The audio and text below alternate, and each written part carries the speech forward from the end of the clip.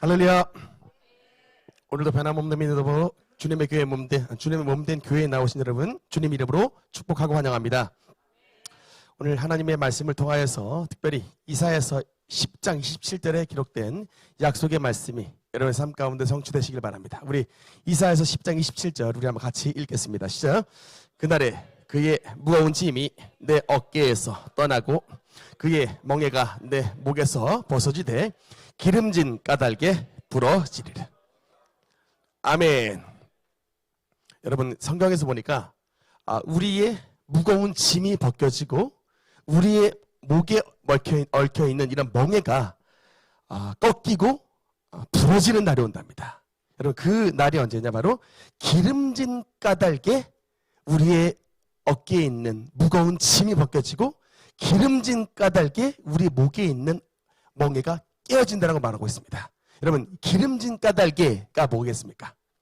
하나님의 성령의 임재, 성령의 기름 부으심의 역사로 말미암아 여러분, 우리의 모든 무거운 짐이 벗겨지고 우리에게 된 모든 죄악의 멍에, 질병의 멍에, 가난과 저주의 멍에가 부러진다라고 성경은 말씀하고 있는 것입니다. 여러분, 예수님께서 수고하고 무거운 짐진 자들아 다 내게로 오라 내가 너희를 쉬게 하리라고 말씀하셨습니다. 그 예수 그리스도의 안식과 쉼의 약속은 바로 성령님의 임재를 통하여 우리에게 나타나는 하나님의 약속인 것을 믿으시기 바랍니다. 오늘 우리 수요 예배 시간 가운데 성령론의 말씀을 나누는 시간 동안 성령의 기름 부으심의 역사로 말미암아 우리에게 있는 모든 멍에가 부러지고 모든 죄악의 무거운 짐들이 벗어지는 하나님의 은혜를 체험하시는 복된 예배 시간이 되시기를 주님 이름으로 축원합니다. 오늘은 이제 성령론 마지막 주제입니다. 따라합시다. 성령과 교회. 성령과 교회. 이제 성령론 이제 맨 마지막 시간인데 오늘 이 주제에 대해서 말씀을 나누겠습니다.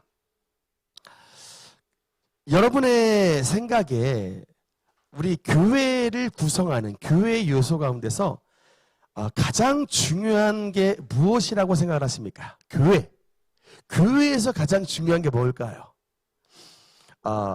이렇게 부흥 중요할 것 같고, 또 솔직히 교회도 돈을 빼놓고 이야기할 수 없다 이렇게 얘기할 수도 있고, 네, 또 교회란 자고로 건물이 이뻐야 됩니다 이렇게 말씀하시는 분도 있고, 교회는 목사님 설교가 좋아야 됩니다 이렇게 말씀하시는 분도 있을 수 있고, 또 교회는 특히 이제 건물도 이뻐야 된다, 또 좋은 성도가 들어와야 됩니다 이런 분들도 있을 수 있고, 여러 가지 교회를 구성하는 중요한 요소가 있는데, 여러분, 성경에서 교회에 있어서 가장 중요한 건 뭐라고 말씀을 하냐면 바로 성령의 역사다라고 말씀하고 있습니다. 여러분, 그래서 교회를 나타내는 세 가지 본질적 단어가 있거든요. 교회를 성경에서 뭐라고 그러냐면 첫 번째로는 교회를 주님의 몸이라고 합니다. 여러분, 에베소서 1장 23절 읽겠습니다. 시작. 교회는 그의 몸이니 만물 안에서 만물을 충만하게 하시는 이의 충만함이니라. 아멘. 그래서 교회는 첫째로 뭐라고요? 주님의 몸이라고 말합니다. 본질적으로. 두 번째, 교회는 또 뭐라고 말씀하고 있느냐? 다음 PPT 보면 에베소서 5장 31절 읽겠습니다. 시작. 그러므로 사람이 부모를 떠나 그의 아내와 합하여 그 둘이 한 육체가 될지니 이 비밀이 크도다. 나는 그리스도와 교회에 대하여 말하노라. 아멘. 마치 사람이 결혼할 때에 남자가 여자가 합하여 하나가 되듯이 성경에서는 뭐라고 그러냐면 그리스도와 교회가 하나다라는 말이에요. 그래서 여러분, 교회는 또 뭐라고 말씀하냐면 주님의 신부.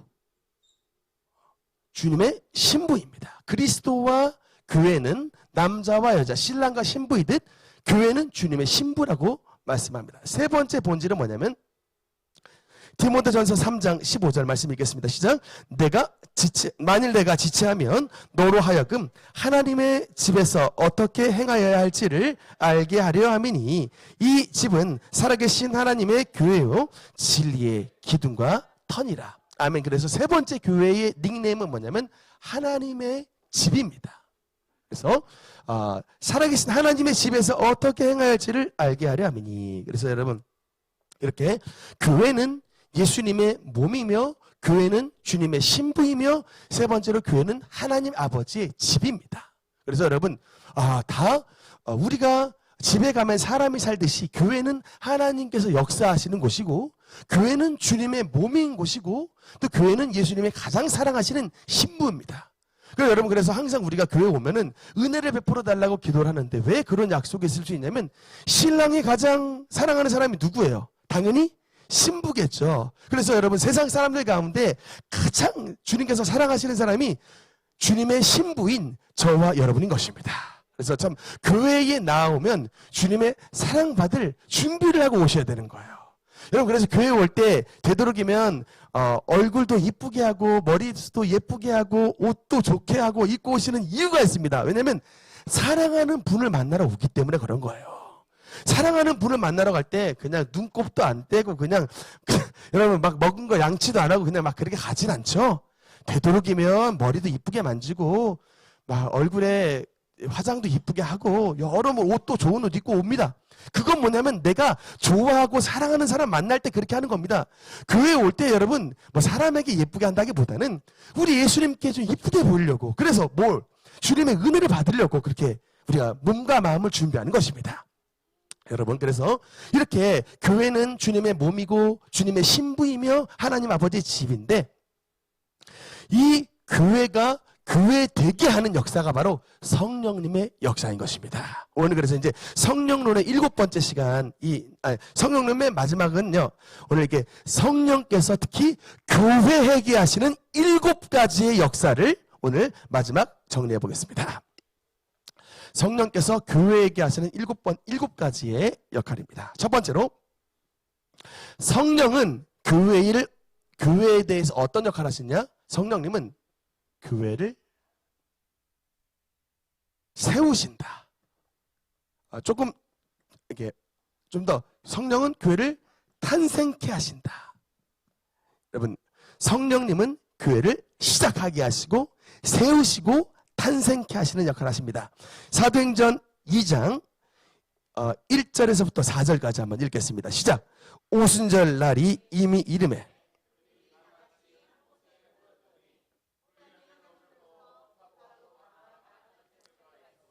그들의 앉은 온 집에 가득하며 마치 불의 혀처럼 갈라지는 것들이 그들에게 보여 각 사람 위에 하나씩 임하여 있더니 그들이 다 성령의 충만함을 받고 성령이 말하게 하심을 따라 다른 언어들로 말하기를 시작하니라. 아멘. 여러분 성경에서 교회가 언제 그러니까 어느 때에 어느 곳에서 탄생했다고 말하고 있습니까? 지금 이게 사도행전 2장 1절에서 4절이 최초의 교회가 탄생되는 그 탄생의 장면을 지금 성령께서 탁 말씀에 이제 기록을 하신 겁니다. 일단 교회가 여러분 언제 탄생됐습니까? 정답은 사도행전 2장 1절 어느 날입니까? 오순절 날. 오순절 날에 성령께서 교회를 탄생시키셨고 그러면 첫 번째로 교회가 탄생됐던 장소가 어딜까요? 맞죠? 한 곳에 모였더니라고 하는 그곳이 바로 마가의 다락방입니다. 초대교회 첫 멤버가 몇 명입니까?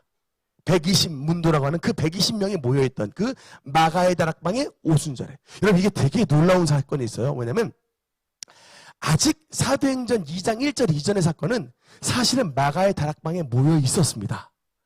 마가의 다락방에 오순절 날이 이르기 전에 그들이 모여서 열흘간 기도하고 있었는데 아직까지는 그들이 변화가 되지 못했어요. 왜냐하면 모여 있었지만 두려웠습니다.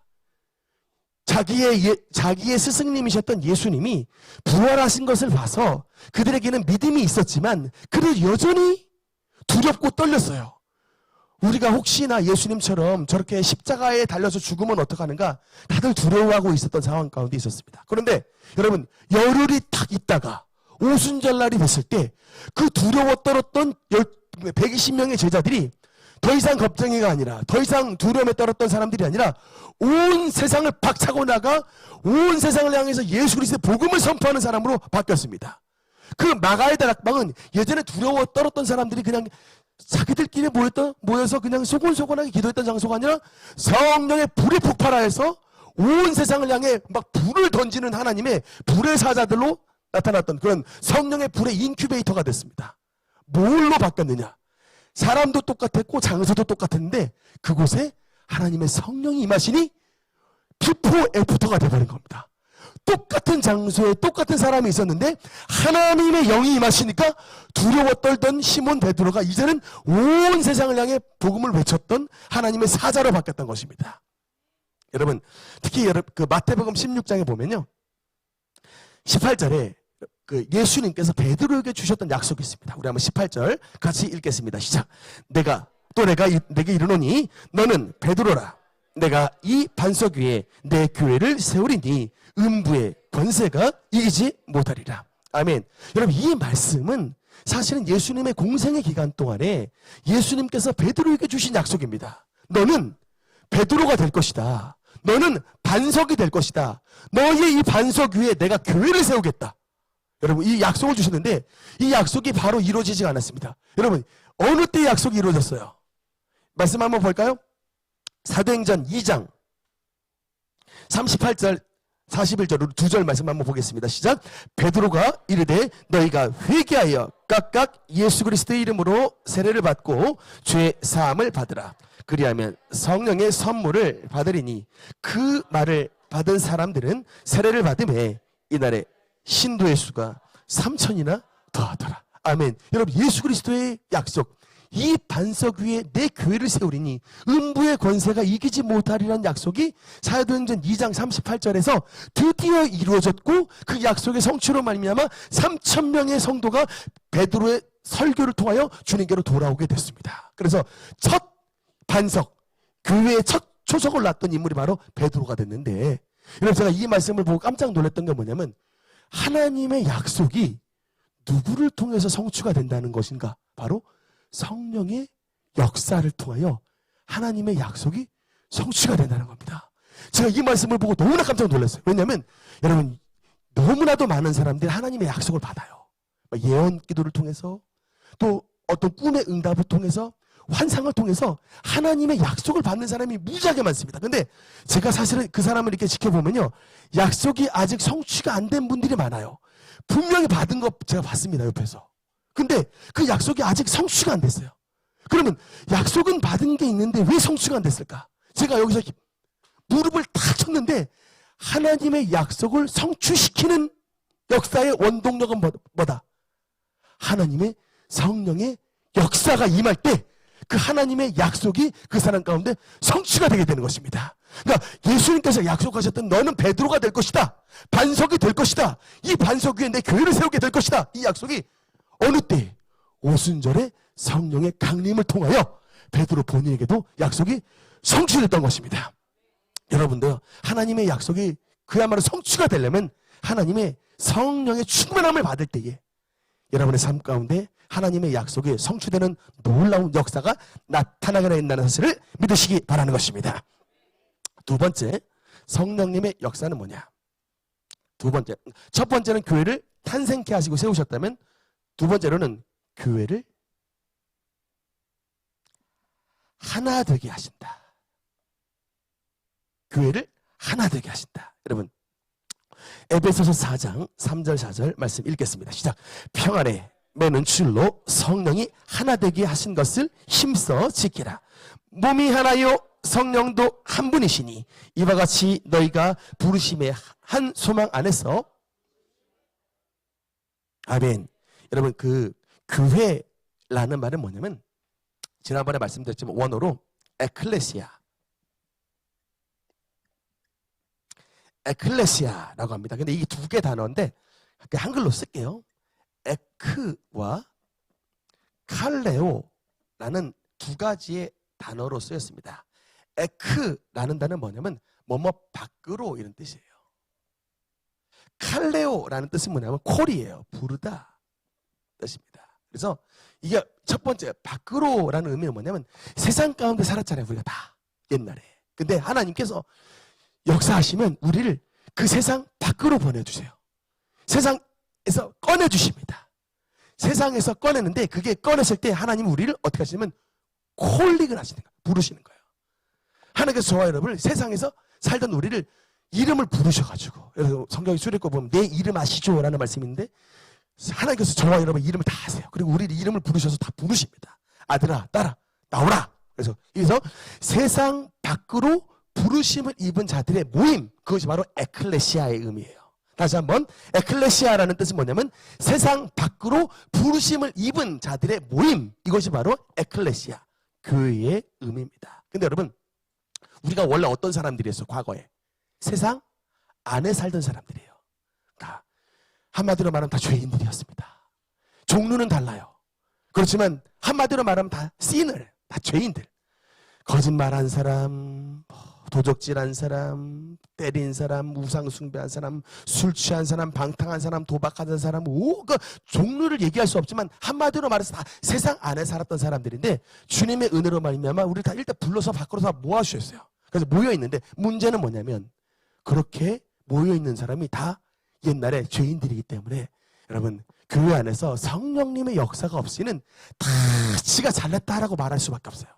왜냐하면 다 들어온 사람들이 과거에 보면 다 검댕을 묶고 오거든요. 어떤 사람은 거짓말쟁이, 어떤 사람은 음란죄, 어떤 사람은 도박쟁이, 어떤 사람은 폭력쟁이, 막 가정 깨진 사람, 하여튼 별의별 사람들이 오니까 문제가 뭐냐면 이게 그냥 서로가 서로를 공격하고 약점을 잡기 시작하면 이건 이제 완전히 그 죄인 집단이 되는데, 여러분 그래서 하나님의 성령께서는 뭘 하시냐면 그런 모든 죄인들을 서로 싸우고 공격하지 않고 성령께서 평안에 매는 줄로, 우리가 눈에 안 보이지만 하나님의 성령께서 줄을 주시는데 그 교회를, 성도들을 하나로 꽉 묶어가지고 더 이상 욕하지 않고 더 이상 막 손가락질 하지 않고 마치 가족이 하나가 되듯이 하나로 꽉 묶어주신답니다. 그것이 바로 여러분 성령의 평안에 매는 줄로 하나 되게 하신 역사입니다. 하여튼 성령의 역사하시면 우리를 평안케 하세요. 더 이상 남들의 이 허물을 안 보게 하시고, 아이고 나도 죄인인데 뭐 남을 욕할 게 어딨냐, 아이고 어서 오시오, 수고하고 무거운 짐진 자들 다 오라고 하셨으니, 예수님이 다 사랑하셨으니 우리 다 서로 사랑합시다 라고 하면서 그냥 다 묶어주는 거예요. 성령께서 하나로 꽁꽁 묶어주시는 겁니다. 평안의 사랑의 줄로 묶어주시는 거예요. 그래서 몸이 하나요 성령도 하나이시듯이 하나님의 성령께서 역사하시면 우리를 모두 주님의 하나의 예수 그리스도 패밀리로 만들어 주시는 것입니다. 그러나 여러분 반대로 사단이가 역사하면 어떻게 된다? 하나를 둘로 쪼갠다는 거예요. 여러분 제가 지난번에 말씀드렸죠? 이 언어를 기억하시라고 말씀드렸습니다. 마귀라는 단어 우리 한글을 쓰지만 이게 원어로, 헬라 원어로 뭐라고 써 있냐면 디아블로스라고 써 있습니다. 이게 두 개의 단어예요. 디아블로스. 이게 디아가 이게 틈, 뭐 이런 뜻이에요. 이게 사이. 블로스는 파괴하다예요. 그러니까 쪼개서 그냥 파괴시켜버린 겁니다. 성령이 역사하시면 하여튼간 하나 되게 하시는데 마귀가 역사하면 어쨌든 쪼개나요. 가정도 쪼개고 교회도 쪼개고 국가도 쪼개고 사회도 쪼개고 하다못해 조그마한 공동체가 모이는데도 쪼개져요. 그건 이제 이게 사람의 문제가 아니라 그 사이에 악한 것이 역사한다. 그래서 우리는 언제나 어떻게 해야 되냐면 이 성령님의 역사를 통하여 사람을 내보내라는 얘기가 아니고요. 우리의 눈에 보이지 않는 이 디아블로스의 역할을 여러분 그런 영을 주 성령의 능력으로 쫓아내야 되는 것입니다. 그러니까 자꾸 사람을 디아블로스로 취급을 하면 안 돼요. 영을 쫓아내야지 사람을 쫓아내면 안 됩니다. 하나님의 성령을 힘입어 우리의 눈에 보이지 아니하는 이런 디아블로스 역할하는 이런 귀신, 사탄의 역사를 쫓아내면 여러분 진짜 가족도 다시 하나가 되고 사회도 하나가 되고 교회도 하나가 되고 여러분 국가도 하나가 되게 되는 것입니다. 여러분 우리 지난주에 설날에 우리가 성찬을 통해서 우리 국가와 민족을 위한 우리 한복을 입으면서 뭐 성찬도 하고 막 여러분 치유의 기도를 드렸죠? 다른 게 아니에요. 하나 되게 해달라는 얘기예요. 특히 선거철만 되면 아주 마귀가 판치는 시기가 됩니다. 여러분 기도 많이 하셔야 돼요. 왜냐하면 선거철은 정말 정말로 미움과 분열의 영이 우리나라를 아주 가득히 덮어댑니다. 하여튼 내가 이 당에 소속이 돼 있으면 솔직히 말하면 저 당이 꼬꾸라져야 내가 이긴다는 생각들이 우리 다 있거든요. 제가 자살골 넣어야지 우리가 이기는 거야. 그러니까 저 새끼 어떻게 자살골 넣나 이거 다 기다리고 있다니까요. 죄송합니다. 진짜 근데 이게 대한민국을 덮고 있는 이런 스피릿이에요. 막 다 그냥 막 다 맨날 저 새끼 막 이렇게 막 다 그래요. 막 좋은 말 안 쓴다니까요. 그러니까 여러분 이때 근데 뭐 마귀는 아주 춤을 추고 판을 아주 잘한다. 쫓겨져라. 아주 잘한다. 이러고 있다니까요. 그러니까 여러분 그렇게 우리는 봐서는 안 되고 우리는 복음으로 이기는 사람들입니다. 아멘. 하여튼 여러분 우리 정치로 이기는 사람이 아니라 복음으로 이기는 사람이에요. 어떤 당을 밀든지 간에 여러분 자꾸 그냥 지역 분열주의 주장하고 여러분 자꾸 막 사람 차별하고 막 이러면요 여러분 그 사람은 정말로 밀어주면 안 돼요. 하여튼간 여러분 우린 기도할 때 하나님의 복음의 능력으로 이 땅 치유해 주옵소서. 아멘입니까? 그래서 하나님의 성령은 교회를 하나 되게 하신다. 아멘. 세 번째 하나님의 성령은 특히 역사는 뭐냐면 교통하심. 이 교통하심이 뭐냐면 교제하심. 이 역사입니다. 세 번째 우리 고린도 후서 13장 13절 같이 읽겠습니다. 시작. 주 예수 그리스도의 은혜와 하나님의 사랑과 성령의 아멘. 여러분 맨날 예배 나오면 이 축도 말씀 들으시죠? 예수님은 우리에게 은혜를 주시고 아버지 하나님은 우리에게 사랑을 베풀어 주시고 그러나 성령님은 예수 그리스도의 은혜와 주님의 사랑을 우리의 마음속에 공급해 주시는 여러분 통로입니다. 성령님은 교통이에요. 통로. 여러분 그래서 항상 성령님은 우리에게 길이에요. 길이 막히면요 여러분 이게 뭐 오갈 수가 없듯이 하나님의 성령의 역사가 막히면요 은혜도 끊기고 사랑도 메말라 버립니다. 그러나 성령께서 역사하시면요 우리의 삶에 은혜가 수어지고 교회 오면 그렇게 기쁘고 성도가 그렇게 사랑스러워요. 근데 여러분 딱 봤을 때 마누라 얼굴이 오늘따라 너무 그냥 미워 죽겠어. 남편 그냥 꼴리기 싫고 자식 새끼들 너무 미워 죽겠어. 그러면 여러분 일단 내 마음에 성령님의 동맥경화가 걸렸구나. 성령의 이 여러분 혈관에 동맥경화가 걸렸다는 여러분 자가 진단하시기 바랍니다. 여러분 부인이 문제가 아니고 여러분 남편이 문제가 아니고 여러분 자식이 문제가 아니고 내 통로가 성령님을 향한 통로가 막힌 거예요. 아멘입니까? 근데 여러분 이제 자꾸 마음이 틈타면 자꾸 남 탓하기 일수예요. 여러분 제가 진짜 자가 진단 그렇게 한다니까요. 우리 성도님들이 이뻐 보이면 내가 영이 살아있구나 하는데 성도님 얼굴 봤는데 그냥 이런 화상들 이러면 이제 제가 스스로 이제 반성을 이게 이제 내가 병들었구나. 영이 지금 막혔구나. 저도 이렇게 자가 진단합니다. 근데 하나님의 성령께서 우리 역사하시면 교통하신 게 하는 거야. 교통. 첫 번째로 누구와 교통을 하게 하시느냐? 하나님과 교통케 하십니다. 하여튼 하나님과 교제케 하신다. 하나님 성령께서. 여러분 그래서 이건 그냥 PPT 없는 것 같은데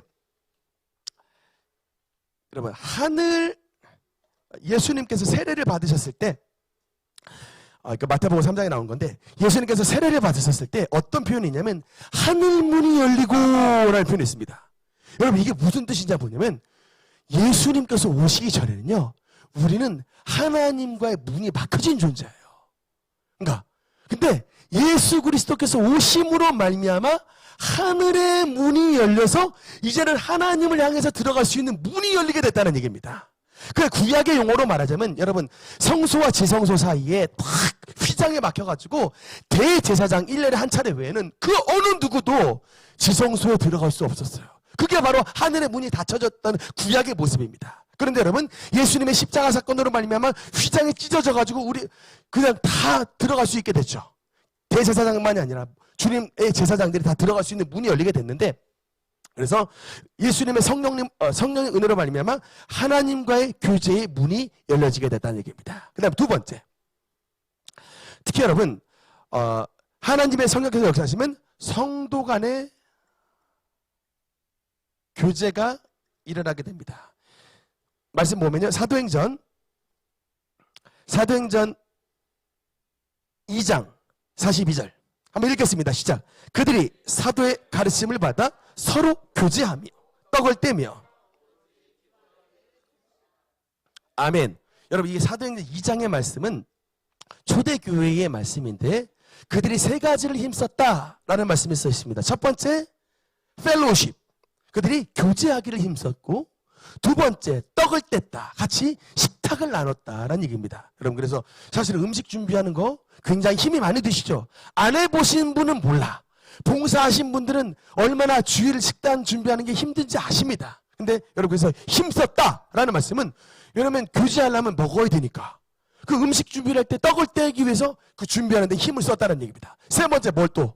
기도하기에 힘을 썼다는 얘기입니다.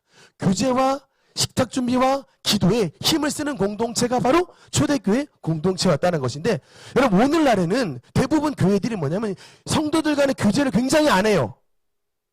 그냥 주일날에 한번 모여가지고 찬송부로 예배드리고 그냥 빠이빠이 했다가 일주일에 그냥 이따 갔다 만나는 게 이게, 그러니까 도대체 성도 간에 무슨 일이 있는지 없는지 알지 못한. 그래도 참 작년 한 해에 우리 교회에서 참 잘했던 게 뭐냐면 셀 모임을 참 잘한 것 같아요. 이 셀 모임을 하면서 소그룹을 만들다 보니 이제는 그 그룹 안에서 성도님들의 근황을 알게 됩니다.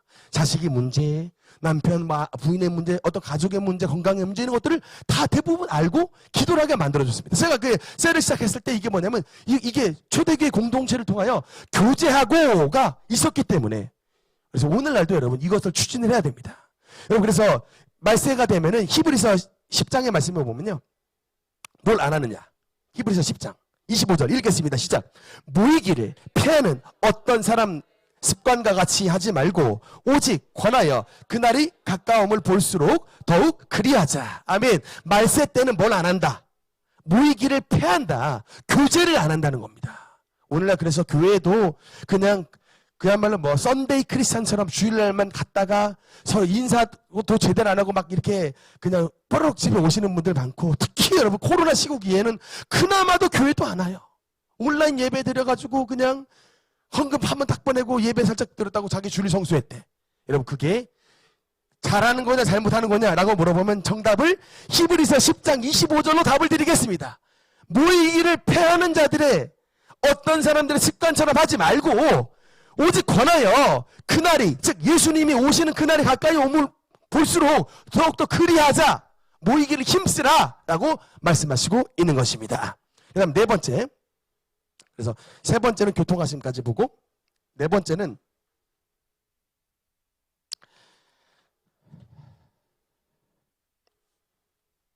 하나님의 성령께서 역사하시면 우리에게 어떤 은혜를 주시냐? 성령은 예배의 영입니다.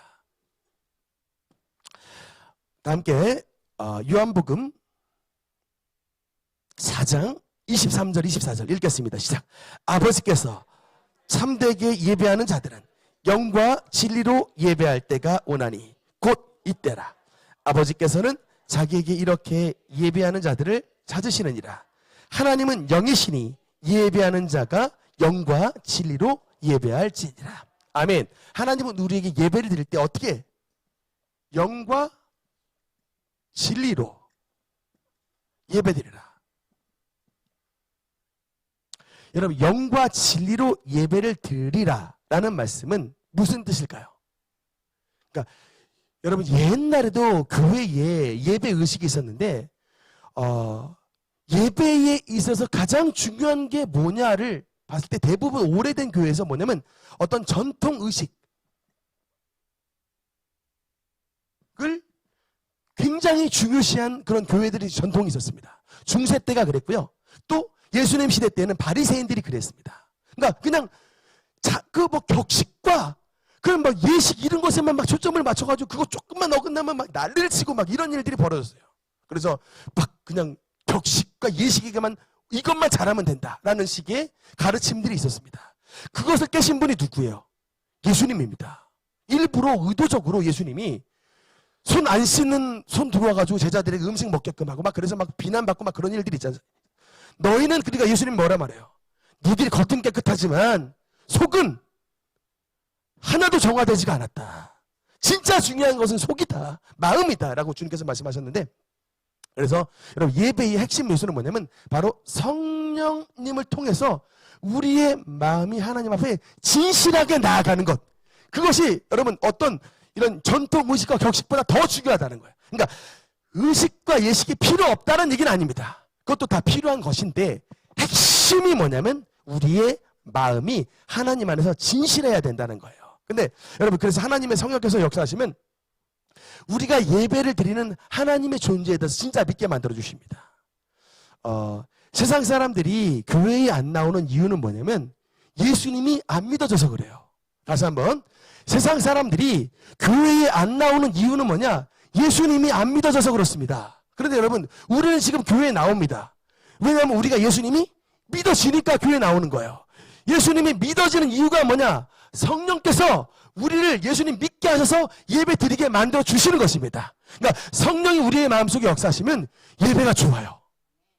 하여튼 예배가 기다려지고 사모하게 됩니다. 근데 성령께서 우리 역사 안 하시고 악한 것이 역사하잖아요. 예배가 귀찮아져요. 안 드리고 그냥 이것 좀 안 하면 어떠냐. 예배 시간 지루하고 목사님 말씀 안 들리고 찬양 너무나도 지루하고. 근데 성령께서 역사하시면 그 말씀 한 절 한 절이 내 마음속에 교훈이 되는 거예요. 찬송이 너무나도 은혜스럽습니다. 여러분 저 진짜 요새 가끔 텔레비 켜가지고 세상 음악 들으는데 저 옛날에 노래방 죽돌이었어요. 노래방 진짜 많이 갔습니다. 근데 지금요 별로 안 듣고 싶어요. 그냥 안 켜. 나 관심이 없어요. 찬양 너무나 좋아. 막 그냥 운전하다가 막 눈물이 막 주룩주룩 나요. 그게 성령께서 내 마음에 함께 하시니까 찬양은 불러도 너무나 좋아. 근데 세상 노래는 재미가 없어. 그냥 안 틀어요. 이게. 그러니까 여러분 성령께서 우리에게 역사하시면 하나님을 향한 찬양과 기도와 예배가 사모가 되게 되는 거예요. 그래서 성령은 예배형이십니다. 하여튼 우리 예배 시간 가운데 성령께서 역사하시면 예배가 은혜스러운 거예요. 말씀이 은혜롭고 기도가 간절해지고 성령께서 역사해 주시고 찬양이 너무나도 막 뜨겁게 폭발되는 하나님께 상달되는 역사를 만들어 주시는 것입니다. 특히 이 진리라는 것은 뭐냐면 하나님의 말씀의 방법대로 되는 거예요. 여러분 내가 예배를 드리는 게 아니라 성령께서 이끌어 주신 대로 예배를 드릴 때 하나님의 방법대로 예배를 드려야 된다. 그냥 오늘날 여러분 여러 번 말씀을 드립니다만 지금은 이제 종교다원주의 세상이 되기 때문에 또 여러분 요새 막 동성애자들 막 이제 얼마나 목소리를 높입니까?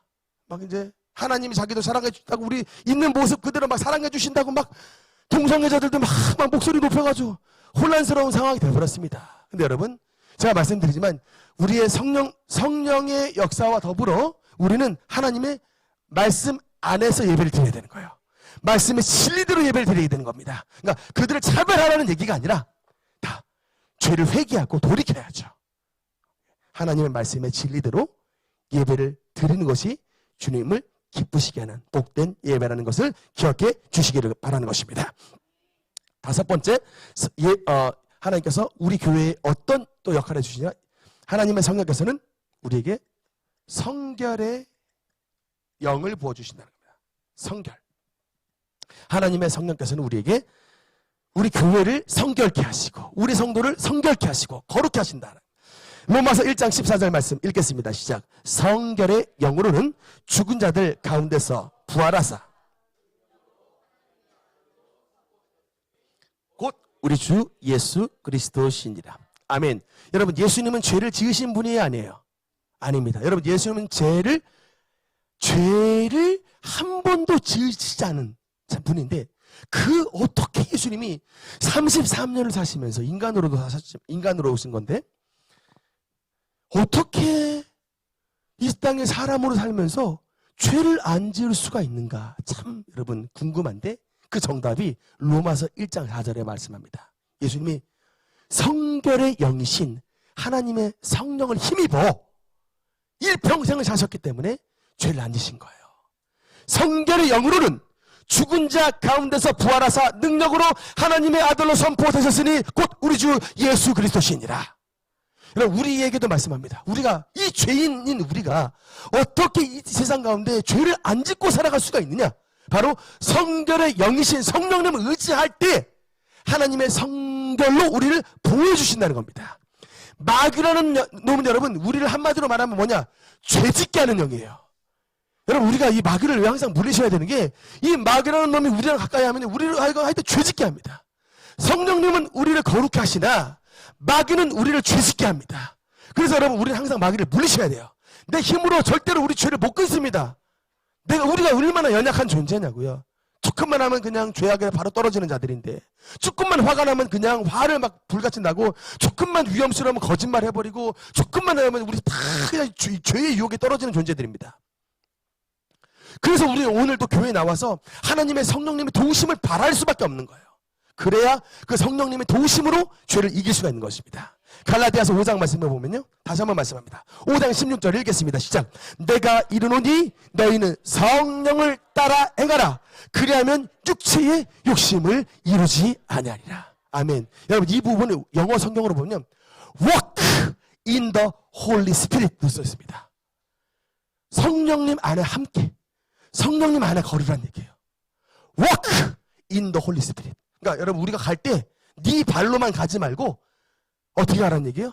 성령님 손 탁 붙잡고 모든 곳에, 직장을 출근할 때든 뭐 사업을 하러 갈 때든 누구를 만나러 갈 때든 간에 성령님 손 붙잡고 성령님과 함께 걸으라는 얘기입니다. 그래야 육체의 욕심을 이루지 않는다라고 말씀하시고 있는 것입니다. 그래요. 하여튼 성령께서 우리에게 역사하시면 우리로 하여금 하나님의 거룩한 영으로 말미암아 성결에 있어서 승하게 만들어 주시는 것입니다.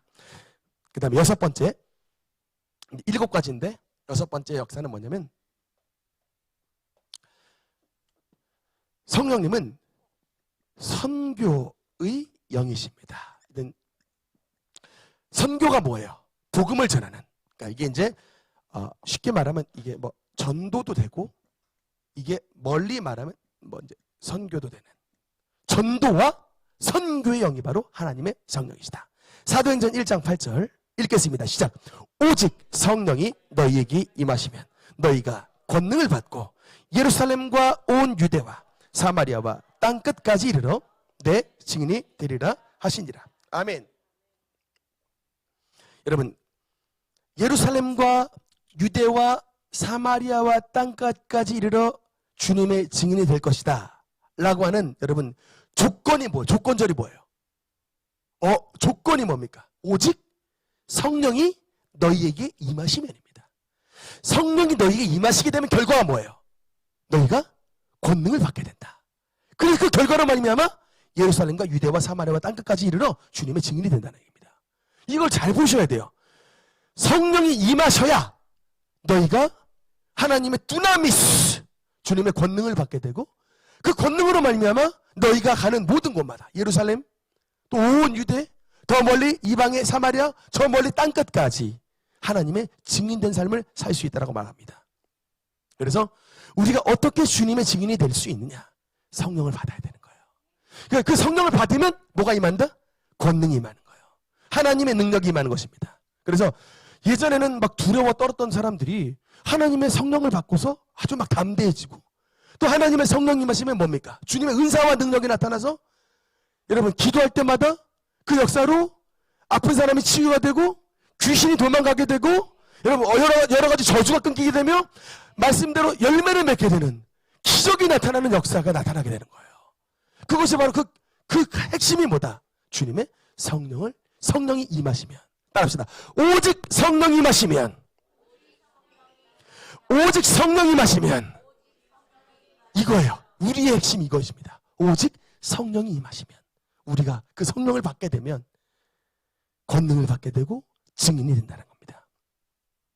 그래서 주님은 이렇게 선교의 영, 제가 요새 선교사님들의 이야기를 많이 들었는데 너무나도 안타까워요.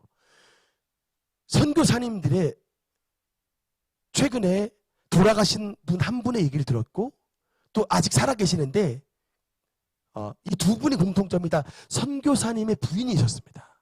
근데 다 남편분들이 공부도 많이 하셨고 직장도 굉장히 좋으셨고 그랬는데, 이제 그 좋은 직장을 내려놓고 팽개치고 선교사로 가셨어요. 그래서 참 멀리서 선교하셨는데, 문제가 뭐냐면 사모님이 이제 선교 끝나고 20년 있다가 사모님이 오셨는데 한 분이 돌아가셨고 한 분은 우울증이 걸리셨어요. 지금 그래서 막 치매도 왔어요. 이 우울증이 걸리다 보니까 막 치매까지 오더라고요. 그래서 지금 사람들하고 잘 못 만나게 돼요. 우리는 통상 여러분 정말 오지에 가서 복음을 전하고 원하는 그런 가족들이 있으면 막 이게 막 성령 충만해가지고 막 불이 붙어야 되는데 이게 막 오셨더니 우울증 걸려가지고 돌아가셨고 한 분은 지금 막 지금 이게 막 대인 관계가 안 되세요. 치매 걸리고 사모님이 선교사님 사모님이 그런 선교 현장에 갔다 오셔서 이게 고생하셨던 분들이 가정들이 이렇게 문제가 생기니까 그 가족들이 얼마나 가슴 아파하는지 모릅니다. 여러분 그게 뭐가 문제일까요? 복음의 능력이 문제입니까? 그분들도 다 예수님 믿어서 그 오지에다 복음 전하러 가신 분들인데 문제가 뭘까요? 바로 이거예요. 오직 성령이 너에게 임하시면 너희가 권능을 받고 예루살렘 유대 사마리아 땅끝까지 복음 증인되리라고 했는데 문제가 뭐냐면 주님을 사랑하는 마음만 가지고 간 거예요. 뭐를 준비를 안 하고 왔느냐? 성령의 충만함을 힘입어서 권능을 받아가야 그 오지에 그 불교 국가에 그 여러분 이방신들이 가득 있는 귀신들 처소에 하나님의 능력으로 몰아내게 되는데 안타깝게도 능력을 받지 못하고 가니까 거기에는 악한 것들에게 눌려가지고 도리어 병이 들어가도 되라니까요. 너무나도 가슴 아팠습니다. 여러분 지식으로 안 돼요. 정말입니다. 선교 현장 아무리 머리 좋은 분들이 가도요 지식으로 그 선교지를 정복하는 게 아니에요. 여러분 사도행전 현장이 뭡니까? 갈릴리 어부 출신의 12명이 하나님의 권능받아 전 세계를 주님의 복음으로 전도한 이야기예요. 여러분 갈릴리 어부들이 무슨 지식으로 여러분 변화시켰습니까? 아니에요. 오순절 마가에다 낙방에 임하신 하나님의 권능받아 온 땅 끝까지 갈릴리 어부들이 복음 전한 이야기가 여러분 사도행전입니다. 오늘도 그 복음의 능력을 받아야 되는 거예요. 아멘입니까? 그 성령의 능력을 받아야 하나님께서 우리에게 임하시는 선교 역사를 놀랍도록 나타내 주시는 것입니다. 한 가지 더 보면요. 사도행전 12장에 보면 13장 2절 읽겠습니다. 시작. 주를 섬겨 금식할 때에 성령이 이르시되 내가 불러 시키는 일을 위하여 바나바와 사울을 따로 세우라 하시니 이에 금식하며 기도하고 두 사람에게 안수하여 보내니라. 두 사람이 성령의 보내심을 받아. 아멘. 여러분 성령은 선교형입니다. 분명히 말씀하죠. 두 사람이 성령의 보내심을 받아. 여러분 최초의 선교사 두 명이 누구라고요? 바나바와 바울입니다. 다시 한번 최초의 선교사 두 명이 누구라고요? 바나바와 바울. 그러니까 여기 사울로 나오는데 그 우리가 알고 있는 그 바울이 여기 사울이에요. 이름이 이름이 두 가지인데 바나바와 이 바울이 자신의 힘으로 나간 게 아니고요. 하나님의 성령의 보내심을 받아서 간 겁니다. 그래서 성령이 이르시되. 여러분 그래서 혹시 우리들 가운데 막 선교하시고 싶으신 분 막 이게 있으십니까? 여러분 이게 내 마음으로 가는 게 아니에요. 성령께서 이르시되 성령님의 음성을 들어야 됩니다. 그리고 성령의 보내심을 받아 그들이 가는 겁니다. 하여튼 여러분 전도든 선교든 우리가 하나님의 성령을 힘입어서 나가야 돼요. 여러분 주일날 잠깐 이렇게 지중력 부근에서 이렇게 막 전도 나가는데 여러분 그냥 전도지 막 돌린다고 생각하지 마시고 이 전도지를 돌릴 때도 하나님의 성령님의 도우심을 받아 전도지를 돌릴 수 있도록 하나님의 성령 충만함을 받는 우리 모든 성도가 되시기를 주님 이름으로 축원합니다. 마지막 일곱 번째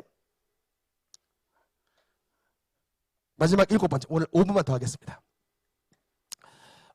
성령은 교회에 어떤 역할을 하시냐? 바로 성령은 휴거의 영이십니다. 휴거 영이십니다. 마지막 말씀 사도행전 4장 데살로니가전서 4장 16절 읽겠습니다. 시작. 주께서 호령과 천사장의 소리와 하나님의 나팔 소리로 친히 하늘로부터 강림하시리니 그리스도 안에서 죽은 자들이 먼저 일어나고 그 후에 우리 살아남은 자들도 그들과 함께 구름 속으로 끌어올려 공중에서 주를 영접하게 하시리니 그리하여 우리가 항상 주와 함께 있으리라. 아멘. 그래서 여러분 이 휴거 이게 교회는 성령은 교회를 휴거시키는 영이신데 성경에 휴거라는 말은 없습니다. 근데 이 휴거라는 말이 어디서 온 거냐면 17절에 끌어올려라, 이제 끌어올리다가 바로 휴거예요. 공중으로 끌어올려, 이게 바로 한자어로 휴거입니다. 영어로는 랩처라고 해요. 이게 랩처, 이게 영어로 휴거가 랩처라 그러는데 이게 환희 이런 뜻입니다. 그러니까 우리가 휴거를 당하게 되면 공중에 올라갔을 때 어떻게 되냐면 이게 완전히 그냥 근데 이게 막 요새 보니까 이게 마약이란 단어가 마약에 막 엑스터시 뭐 이런 단어들이 좀 그런 나쁘게 쓰이는데 이게 환희, 황홀경 이게 여러분 원래 휴거의 단어입니다. 랩처의 뜻이에요. 그러니까 이 땅에서는 한 번도 경험해 보지 못한 지극한 기쁨의 상태가 바로 휴거예요. 그러니까 우리가 공중으로 끌려 올라가게 되면 교회, 하나님께서 우리 교회를 지극한 아름다움과 놀라운 환희 속으로 우리를 이끌어 주시는 것입니다. 그러니까 지금 이 땅은 신앙생활 할 때에 잠깐의 고통과 어려움과 또 눈물도 있죠. 여기가 우리 천국 상태는 아닌데 주의 성령께서 우리를 끌어올려 주시면 온 교회와 성도님들에게 랩처, 지극한 아름다움과 축복을 베풀어 주시는데 그걸 어느 때 베풀어 주시냐? 여러분 그 고린도 전서 15장 51절 같이 읽겠습니다. 시작. 보라, 내가 너희에게 비밀을 말하노니 우리가 다 잠잘 것이 아니요 마지막 나팔의 순식간에 호련히 다 변화되리니 나팔 소리가 나매 죽은 자들이 썩지 아니할 것으로 다시 살아나고. 제가 예전에 요한계시록 강의할 때 이 부분 조금 자세히 다뤘던 적이 있는데 혹시 기억을 하시는지 모르겠습니다만 여러분 이게 우리가 휴거를 당할 때는 이 몸으로 가는 게 아닙니다. 여러분 이 몸으로 공중에 올라가는 게 아니고 천국의 몸으로 바꿔주셔서 올라갑니다. 천국의 몸이 어떤 몸이냐? 바로 예수 그리스도께서 부활하신 그 부활체를 입고서 올라가는 거예요. 여러분 고린도전서 15장 51절에 말씀하잖아요. 보라, 내가 너희에게 비밀을 말하겠다. 우리가 다 죽을 것이 아니고 마지막 나팔을 불 때에 순식간에 호련히 다 변화되리니 마지막 나팔을 빠바밤 물릴 때 여러분 우리의 몸이 순식간에 변화가 돼가지고 52절에 나팔 소리가 나매 죽은 자들이 썩지 아니할 것으로 다시 살아나고 우리도 변화되리라. 나팔 소리가 나매 죽었던 사람들, 예수님 안에서 죽었던 우리 형제 자매들이 부활을 하게 되고 그 다음에 부활한 다음에 살아있는 우리도 순식간에 몸이 팍 벗겨가지고 천국의 부활체로 바뀐 몸으로 여러분 천국으로 올라가게 된다는 것입니다. 이 몸 가지고 가는 게 아니고 예수님이 만들어주신 천국 몸 입고 여러분 휴가의 은혜를 누리게 되게 되는 것입니다. 그래서 이게 우리가 스스로 올라가는 게 아니고 마지막 때에 천국으로 올라가는 교회를 들어주시는 분이 바로 여러분 성령께서 우리를 들어주시는 것입니다. 여러분 한번 점프 뛰어보세요. 천국에 얼마나 높이 올라갈 수 있는가. 우리는 점프 뛰어봐야 50cm도 못 뜁니다. 바로 떨어지잖아요. 근데 이게 우리가 하는 게 아니고 성령께서 우리 능력교회와 우리 능력교회 성도님들 확 붙잡고 천국으로 이끌어 주시는 것입니다. 그래서 다 들림을 받는 거예요. 나팔 소리를 영의 나팔 소리가 들리는 사람은 들림을 받으나 들림을 받지 못하는 사람은 누구냐면 하나님의 천사장이 나팔을 부는데 그 소리가 안 들리는 거예요. 목사님들도 들림을 받지 못하는 분들이 나와서 성도님들 다 들림 받았는데 교회에 딱 왔더니 오늘따라 왜 이렇게 성도가 안 왔느냐. 안타깝게 성도님들 다 들림 받았는데 목사만 혼자 앉아가지고 내 줄을 가까이 하게 되면 이게 찬송 부르는 이런 일들이 벌어지게 된다 그러더라고요. 우리 능력교회 성도님은 우리 목사님들이 비롯해서 모든 성도가 한 사람도 남김없이 마지막 나팔 소리가 울려 퍼졌을 때에 주님의 공중으로 들림을 받는 주님의 신부들이 되시기를 주님 이름으로 축원합니다. 기도하시겠습니다.